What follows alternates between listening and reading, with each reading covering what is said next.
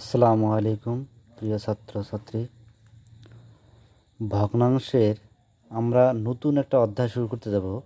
Class 7-এর math অধ্যায় 11 নম্বর, ভগ্নাংশের বর্গমূল। এই অধ্যায়টা আমরা শুরু করতে যাচ্ছি যে অধ্যায় 11 ভগ্নাংশের বর্গমূল। তা ভগ্নাংশের বর্গমূল আমরা কিভাবে নির্ণয় করব? প্রথমে আমাকে জানতে হবে যে ভগ্নাংশ কী জিনিস বা কেমন দেখতে। তা আমরা এখানে লক্ষ্য রাখতে পারি, যেমন 1/2, যেখানে 1টা হচ্ছে লব আর 2টা হচ্ছে কি হর। তার মানে লব বাই হর এই ধরনের জিনিসকে কী বলা হয়? আমাদের ভগ্নাংশ। তা আমরা তো বর্গমূল শিখেছি, যেমন 25-এর বর্গমূল কত হয় আমরা দিতে পারি 5। যেমন বর্গমূল চিহ্নটাও আমরা বলতে পারি রুট ওভার। যেমন রুট ওভারের ভিতরে যদি 25 থাকে তাহলে সেটার বর্গমূল কত হয়? না, 5 হয়। তো সেরকমভাবেই এই ভগ্নাংশ আকারে যদি থাকে তাহলে আমরা সেটার বর্গমূল কীভাবে নির্ণয় করব? তাহলে এখানে লক্ষ্য রাখো যে ভগ্নাংশের বর্গমূল কিভাবে পাবো আমরা বা কিভাবে করব। যেমন আমি এখানে একটা এক্সাম্পল বা উদাহরণ নিয়েছি যে রুট ওভার 4/49, অর্থাৎ 4/49। তো যেমন 4কে এখানে ভাঙলে কি হয়? না, 2 × 2 বাই কত লেখা যায়? 49কে লেখা যায় 7 × 7। তা আমরা জানি কি, রুট ওভারের ভিতরে যদি ডাবল সংখ্যা বা জোড়া সংখ্যা থাকে তাহলে বাইরে একটা সংখ্যা, সিঙ্গেল সংখ্যা চলে আসে। যেমন 2, যেমন এই ভগ্নাংশের বর্গমূলের ক্ষেত্রে একটা মনে রাখতে হবে যে লবের আলাদাভাবে বর্গমূল হবে, হরের আলাদাভাবে বর্গমূল হবে। তো এখানে লব কে আছে? 4 আছে। 4কে ভাঙলে আমরা কি পাই? 2 × 2 লিখতে পারি। তাহলে 49কে কী লিখতে পারি? 7 × 7 লিখতে পারি। তাহলে 2 × 2 যদি লিখি আমরা, 4কে যদি 2 × 2 লিখি আমরা, তাহলে সেখানে দেখো রুট ওভারের ভিতরে ডাবল সংখ্যা বা জোড়া সংখ্যা আছে, দুইয়ের জোড়া আছে। তার মানে 2-এর জোড়া থাকলে আমরা বাইরে কত আসবে? একটা, সিঙ্গেল আসবে। তার মানে 2টা 2 আছে, বাইরে আসলো কটা? একটা 2। সেমভাবে রুট ওভারের ভিতরে 7 কয়টা আছে? 2টা আছে, বাইরে কটা আসলো? একটা। তার মানে 4/49 এর বর্গমূল কত দাঁড়ালো আমাদের? না, 2/4, 7 দাঁড়ালো। 2 কি দাঁড়ালো? 7, 2/7। তাহলে 4/49-এর বর্গমূল কত দাঁড়ালো আমাদের? না, 2/7 দাঁড়ালো।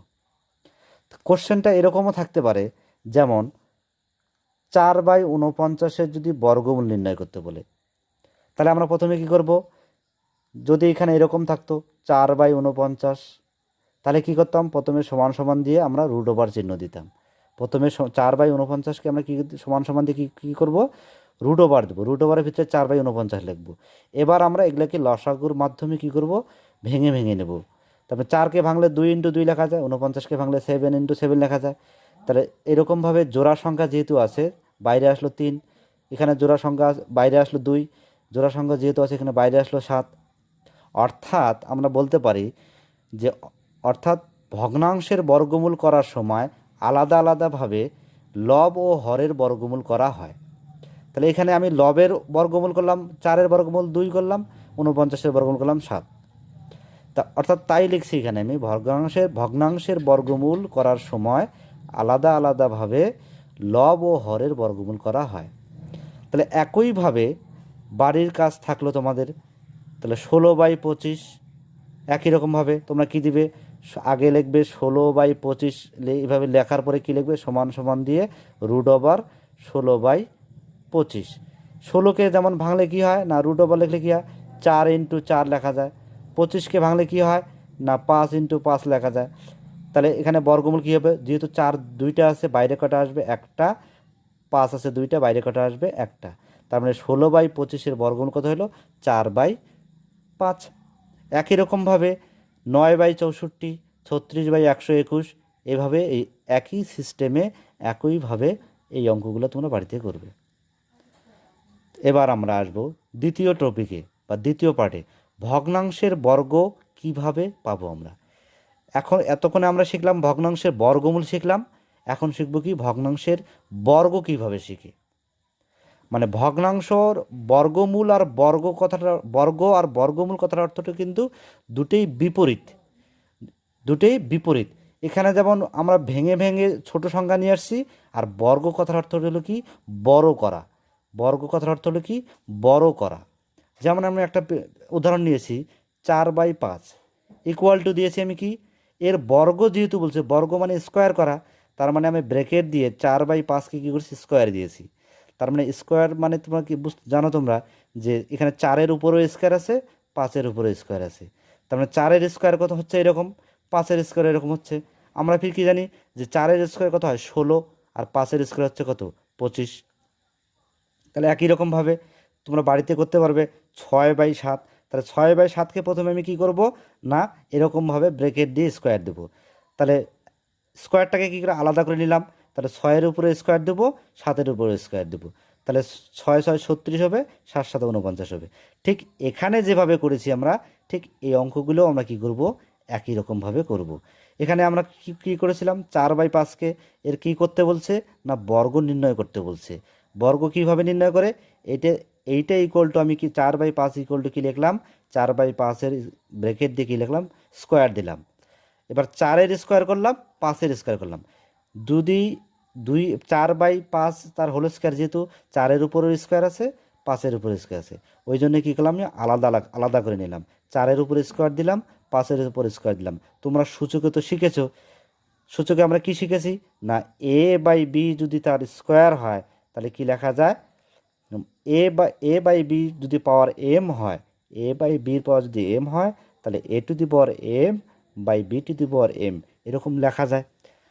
ঠিক একই রকমভাবে 4/5-এর স্কোয়ার যে দিয়েছি আমি, 4-এর উপরে স্কোয়ার দেওয়া যাবে, 5-এর উপরে স্কোয়ার দেওয়া যাবে।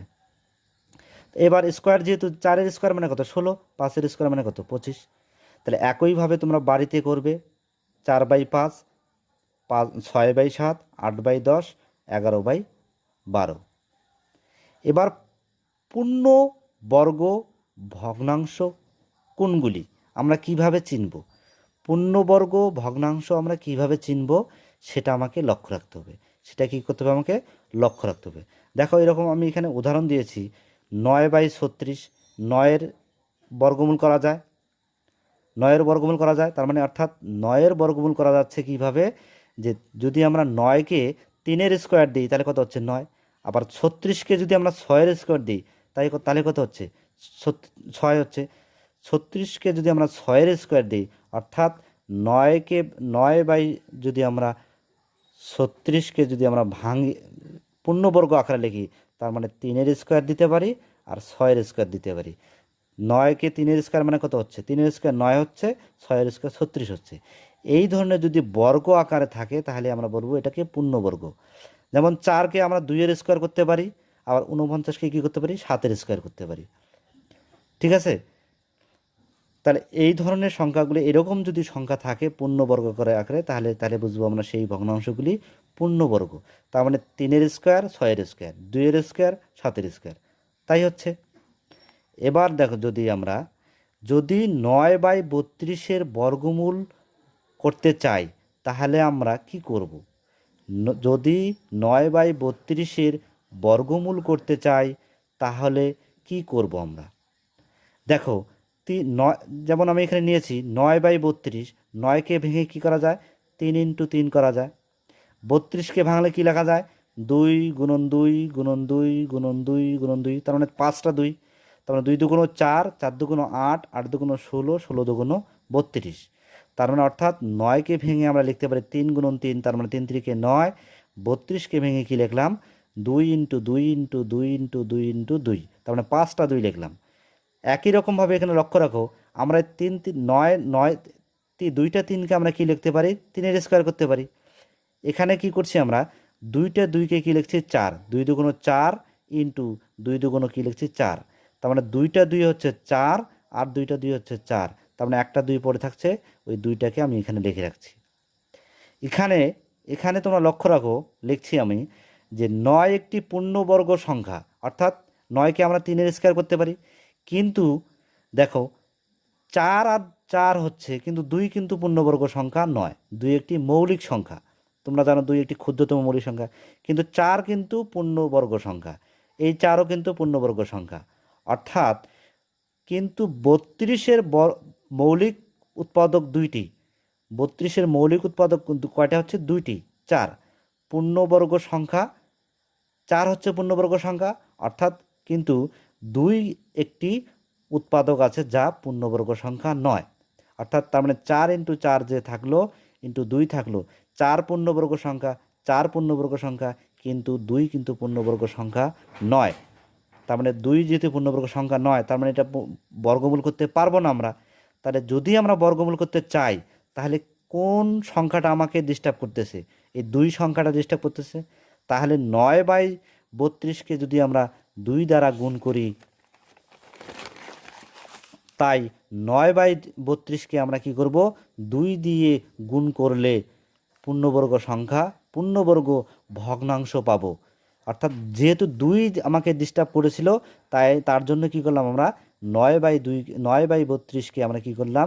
2 দ্বারা গুণ করলাম। তাহলে গুণ করে দেখি কি পেলাম আমরা? 9/32 × 2, অর্থাৎ 2 দিয়ে কাটা যাচ্ছে, 16 দুগুণ কত হচ্ছে? 32, সমান সমান কী থাকতেছে? 9/16। এবার লক্ষ্য রাখো, 9ও পূর্ণবর্গ সংখ্যা, 16ও পূর্ণবর্গ সংখ্যা, অর্থাৎ অর্থাৎ 9/16কে কিন্তু বর্গমূল করতে পারবো আমরা। অর্থাৎ 9 এবং 16 উভয় সংখ্যাই পূর্ণবর্গ, তাই 9/16 বর্গমূল হবে। কিভাবে হবে দেখো, আমরা 9/16কে কী করলাম? রুট ওভারের ভিতরে রাখলাম। 9কে ভাঙলে কি হয়? 3 × 3 লিখতে পারি। 16কে ভাঙলে কি হয়? 4 × 4 লিখতে পারি আমরা। অর্থাৎ রুট ওভারের ভিতরে লবের কি আছে? লবে আছে কি আছে? 3 × 3, অর্থাৎ 2টা 3 আছে, বাইরে আসবে একটা। নিচে হরে কত আছে? 2টা 4 আছে, বাইরে আসবে কয়টা? একটা। তার মানে অর্থাৎ কত আসলো বর্গমূল আমাদের? 3/4 আসলো আমাদের বর্গমূল। অর্থাৎ যে জিনিসটা আমাকে বর্গমূল করার ক্ষেত্রে ডিস্টার্ব করবে, সেই জিনিসটাকে আমরা কি করব? দ্বারা গুণ করব। ওইরকম যদি আমি আরেকটা উদাহরণ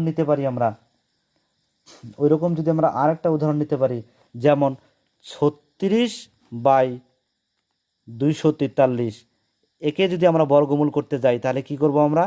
দেখি আমরা বর্গমূল করতে গেলে কি ডিস্টার্ব হয়। আমরা কি লিখি? 36কে লিখতে পারি কি 6 এর স্কয়ার, আর 243কে আমরা কি লিখতে পারি? 243কে লিখতে পারি আমরা 3 × 3 × 3 × 3 × 3। তার মানে 5টা 3 গুণ করলে কত হচ্ছে? না 243 হচ্ছে। 5টা 3 গুণ করলে কত হচ্ছে? 243। তাহলে এবার লক্ষ্য রাখো, 6 তো হচ্ছেই, 6 এর স্কয়ার। এবার 3, তার মানে 3 এর স্কয়ার লেখা যায়। আবার এই 2টা 3 নিলে কত হচ্ছে? না 3 এর স্কয়ার লেখা যায়। আমাকে তাহলে পড়ে থাকলো কত? আর একটা 3 পড়ে থাকলো। তাহলে আমাকে ডিস্টার্ব করতেছে কে? যে 6ও একটা পূর্ণবর্গ সংখ্যা, 3ও দেখো, এখানে দেখো একটা পূর্ণবর্গ সংখ্যা হয়ে গেছে, এখানেও 3 পূর্ণবর্গ সংখ্যা হয়েছে। আমাকে ডিস্টার্ব করতেছে 3। তার মানে 3 দ্বারা যদি আমরা 36/243কে গুণ করি, তাহলে কি পাবো আমরা? পূর্ণবর্গ সংখ্যা পাবো। অর্থাৎ দেখো, তোমরা লক্ষ্য রাখো যে 243কে যদি আমরা 3 দ্বারা গুণ করি, না কাটাকাটি যাচ্ছে কত? যে 3 × 8 = 24, 3 × 3, অর্থাৎ পড়ে থাকতেছে কি আমাদের আলটিমেট 36 কত থাকতেছে? 81। দেখো এবার এটাকে কি লেখা যাচ্ছে আমাদের? না 36 6 এর স্কয়ার, আর 81 লিখতে পারি আমরা কি? 9 এর স্কয়ার। তাহলে এটা একটা পূর্ণবর্গ সংখ্যা হয়ে গেল। এইভাবেই করতে হয়। তোমরা বাকি নিজে করি 11.2 এর 1-এর দাগের অঙ্কগুলো করবে, আর 1-এর দাগের অঙ্কগুলো তোমরা বাড়িতে করবে। যদি কোনো সমস্যা হয় তাহলে হোয়াটসঅ্যাপে পাঠিয়ে দিবে, আমি করে দেব। নিজে করি 11.2 1-এর দাগের অঙ্কগুলো করবে। নিজে করি 11.2 এর 1-এর দাগের অঙ্কগুলো তোমরা বাড়িতে প্র্যাকটিস করবে, আর প্রথম থেকে চ্যাপ্টারটাকে প্র্যাকটিস করবে।